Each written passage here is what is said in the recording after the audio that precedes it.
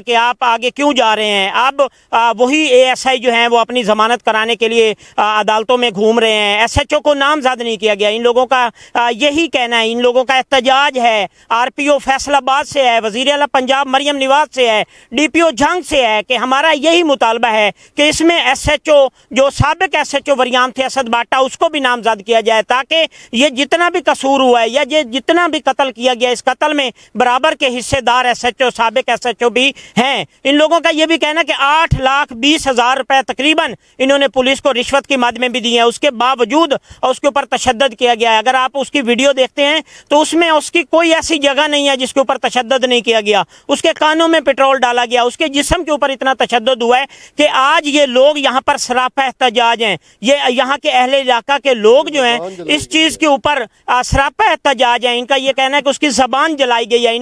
انہوں نے D P او جھنگ سے مطالبہ کیا ہے کہ ہمیں اس ایف اے آر میں ان کو کیفر کردار تک پہنچایا جائے. آنے والے دنوں میں پولیس اس طرح کی کوئی حرکت نہ کرے. اسی حرکت سے جیسے ان کے ساتھ ظلم کیا گیا, اس کے چھوٹے چھوٹے 5 بچے ہیں. بڑے بچے کی ان کا کہنا ہے کہ تقریباً 8-9 سال ایج ہوگی, باقی اس کے بچے چھوٹے ہیں. یہ بچے کس سے پوچھیں گے؟ آنے والے وقت میں جب یہ بڑے ہوں گے تو یہی ہماری اس پولیس کے خلاف ہوں گے کہ ہمارے والد کا قتل کس نے کیا تھا. یہی اداروں سے سوال کر رہے ہیں بچے کہ ہمیں انصاف کون دے گا. اس کی جو بیوہ ہے وہ انصاف مانگ رہی ہے.